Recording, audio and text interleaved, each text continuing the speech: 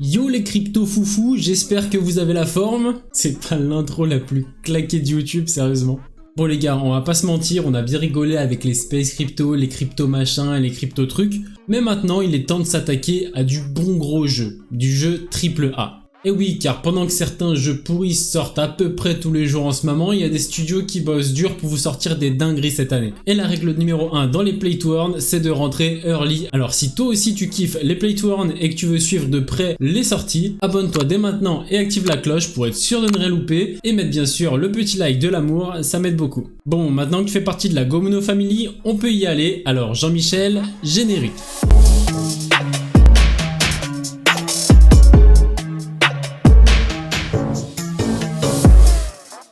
Alors, let's go la famille, ce fameux jeu dit AAA s'appelle Heroes of Mavia. Il se trouve sur la blockchain Ethereum et le token s'appelle le Mavia. À l'heure où je fais cette vidéo, il n'est pas encore sorti. D'ailleurs, si je vous présente ce projet, c'est que nous sommes encore très early, donc c'est important de s'y intéresser dès maintenant. C'est un jeu de stratégie à la Clash of Clans en version Play to Earn, rien que ça. Je te laisse rêver 5 minutes. Si tu kiffes ce genre de jeu, imagine, t'es aux toilettes. Bon, jusqu'à là, ça fait pas rêver, je te l'accorde. Et au lieu de lancer une game de Clash of Clans, tu décides de jouer à Heroes of Mavia. Bref, tu fais tes petites affaires, tu wins quelques games, et tu te rends compte que tu viens de gagner de l'argent en jouant pépère à ton jeu du moment. Avouez juste que cette époque est juste dingue. Bref, revenons à la présentation du jeu. Pour ceux qui ne connaissent pas Clash of Clans, vous allez devoir construire votre base pour vous défendre des ennemis qui viendront attaquer. Bien entendu, tu pourras aussi aller attaquer la base des autres joueurs et leur péter la gueule, enfin en tout cas c'est ce que je te souhaite.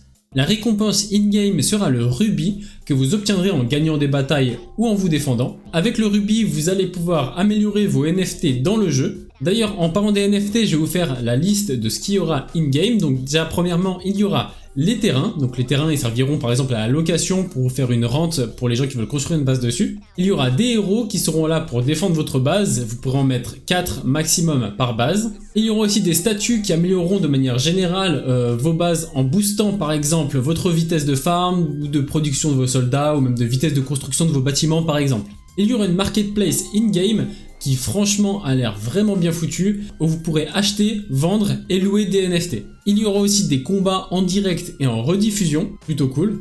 Et si vous louez vos NFT, vous pourrez gérer vos partenariats et revenus directement en jeu. Il y aura aussi un classement mondial car ils veulent clairement que le jeu soit compétitif au max. Ils visent clairement le e-sport. Bref, est-ce qu'on n'aurait pas là la recette d'un bon jeu? D'ailleurs, dites-moi ça dans les commentaires. Ah, je pense que si quand même. Franchement, un style de jeu qui a déjà fait ses preuves, une économie à la Axie Infinity et un aspect e-sport, franchement, c'est solide. Mais encore un point méga important qui est derrière le projet. Bon là, on voit les partenaires qui sont plutôt très solides avec Binance Lab, Animoca Brands, Guildfy, etc.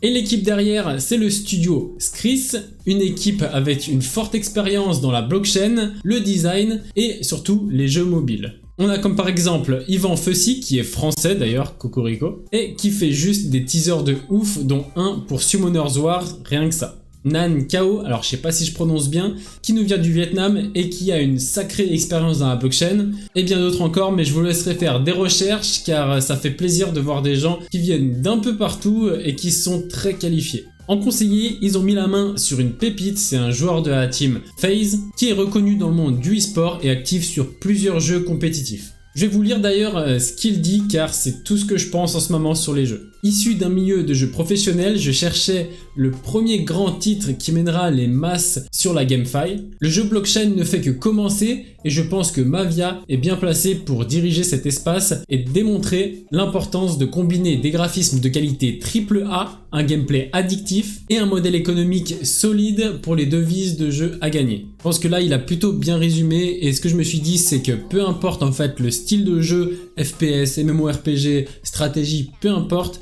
ça va passer par des jeux AAA, en tout cas d'une qualité AAA, qui vont mettre une économie solide qui a été en fait testée on va dire par tous les jeux qui sont sortis avant, pour qu'au final dans quelques années tous les jeux intégreront du NFT, du Play to Earn, etc. Moi c'est vraiment l'avenir que je vois dans le jeu vidéo actuellement. Au niveau de la roadmap, je vais vous la lire, mais il y a une chose extrêmement importante à prendre en compte, c'est qu'ils ont une partie de leur équipe qui se trouve actuellement en Ukraine. Apparemment tout va bien de leur côté, mais ça peut clairement bouleverser les choses. En tout cas, courage à eux dans cette période difficile. Ils ont même déjà décalé la vente des terrains à cause de cela. Donc en tout cas, j'espère pour eux que tout va bien de leur côté. Bref, si tout roule, en Q1, on devrait avoir le listing du token, la vente des différents NFT, le 4 mars pour les terrains, mais c'est uniquement si vous êtes whitelist. Il y aura aussi une pool de stacking mis en place. En Q2, ce sera la période de test avec une alpha et bêta fermée. En Q3, la bêta publique avec le lancement de la web platform et la marketplace.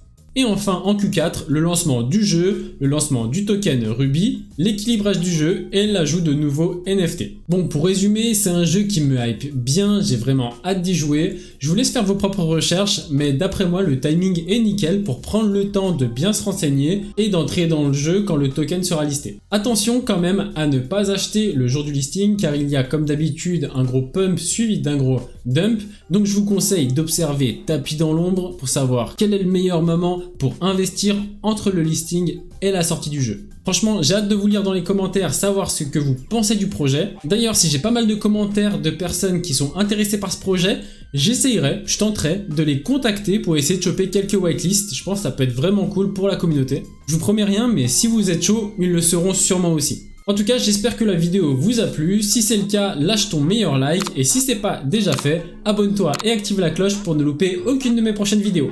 D'ailleurs, je retourne vous chercher de nouvelles pépites à vous présenter tout bientôt. C'était Gomuno. Ciao les crypto gamers.